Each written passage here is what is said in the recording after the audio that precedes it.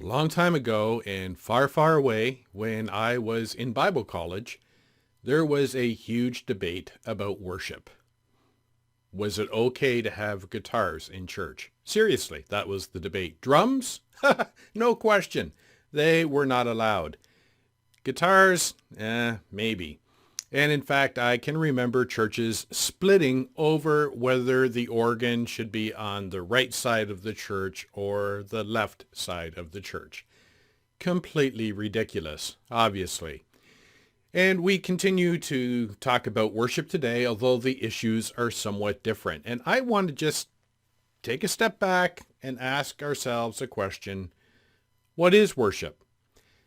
I don't think the debate over music styles is as prevalent today. Maybe I'm wrong. But I do think there are still some misunderstandings about what worship is. So let's build some context and perspective and try to decode what worship means. To do that, we need to go all the way back to the very beginning and think about Israel and their relationship with God. Israel from the very beginning, culturally, historically, was based on an agricultural economy. All of the nations around Israel were based on agricultural economies, and as a result, they were very dependent on the four seasons: spring, summer, fall, and winter. They were dependent on God providing regularity in sending the rains, sending the sun, protecting them from storms, protecting them from plagues.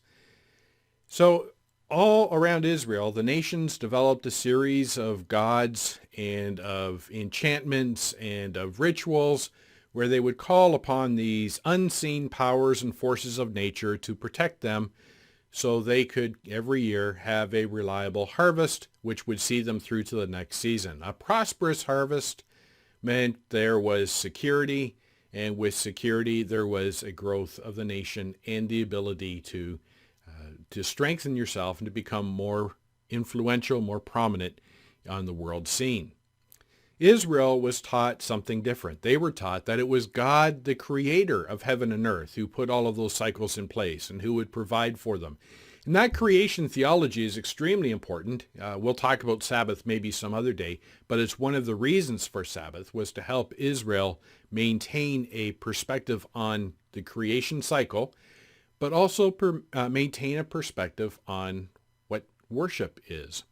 So to understand worship, we need to keep this context of creation theology in mind and look at two key Hebrew words that I have up here or over there, but somewhere they're on your screen. They're not really sophisticated words. They're words that come from everyday use, the market use, the everyday life of Israel.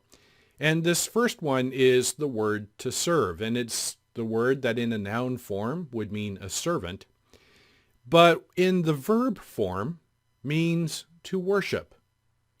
Now the second word is the word that means to submit, to bow down, literally to bow down to pick something up, or to bow down in the presence of a king, to revere.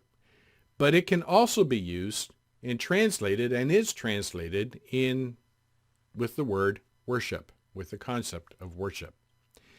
And what these two words have in common is, again, putting it into the larger agricultural culture, economy background of Israel, is God had an expectation for Israel to view all of life as an act of worship. We tend to think of worship as you go to church on Sunday morning, or your small group, or whatever night of the week your church happens to come together as a community of faith, and somebody with a guitar or with a microphone will say, "And now let's worship."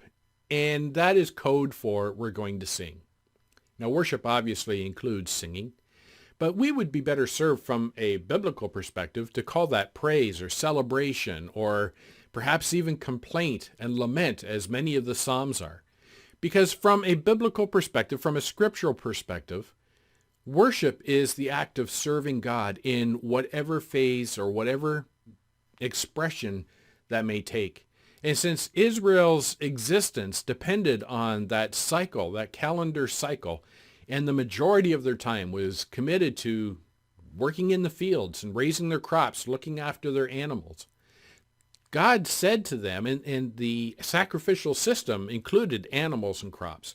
God was saying to them that your daily activities, the things you do just to exist, just to continue to have sustenance for the next day, the way that you do that, that is worship. So worship is really the expression of work within the context of understanding that God is the creator, God is the provider, God is the one who gives me security in everything. So since worship is much broader than just singing and praising, in fact, I would argue it has very little to do with singing or preaching or taking up an offering. I would say worship in its core idea as taught to Israel in the Old Testament is about expressing my allegiance to God in the minutiae of my everyday experience. Has to deal with my motives, my reflecting his nature and character. It's not an activity. Worship is not something I do, but worship is a confession that I live. Now, again, it can include those times in church where we say, let's worship, and we end up singing. But I would love to see us get away from that because we believe the things that we say. And we have the tendency to relegate worship to that 45 minutes or an hour on Sunday, or maybe longer, where we sing, we preach, we pray, we give our money. And then the rest of the week, we don't think about, if you're a housewife, cleaning and vacuuming and doing laundry or changing diapers.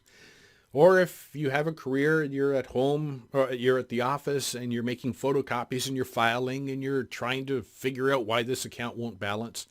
Or you're calling people and you're frustrated and you're in conflict with coworkers. All of those minutiae of day-to-day reality are opportunities to worship God. That's why Paul said, pray without ceasing. Not because prayer is something that you stop and you do, but that awareness of being in the presence of God is an act of worship. So what is worship? How can we bring a fresh perspective to the idea of worship? Well, I really like this wordplay, workship, because it emphasizes two things. First, it emphasizes that worship ultimately expressed through my work. That is through the daily minutia of my life.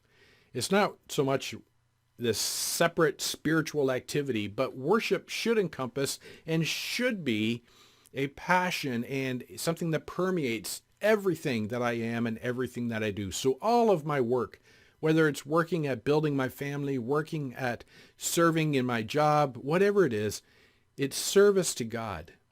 And that service to God is worship. Secondly, there's a little I, because worship is really all about God. It's not about me. Too many of our worship songs, and allow me a brief editorial critique here, focus on things like I want, I need, and it's worship based on me, centered on me, instead of being focused and centered on who God is and reflecting on his character and nature. Yeah, I need to express my passion and my need for God, but it needs to be from God's perspective, focused on God. I think there are two critical verses that help illustrate this concept. The first is in Exodus 23:24. The second one is Deuteronomy 4:19, where this idea of worship and service come together. And God cautions Israel and encourages Israel that as you build a relationship, as you engage in the larger community with the nations around you and within your own community of faith, don't forget that ultimate expression of worship is service to me. Do not be disloyal to other gods. Do not be disloyal to me by worshiping and serving other gods. But whatever you do in life, see the focus of that as an expression of your relationship with me. That's what it means to worship. It means to worship with a little I and a big God.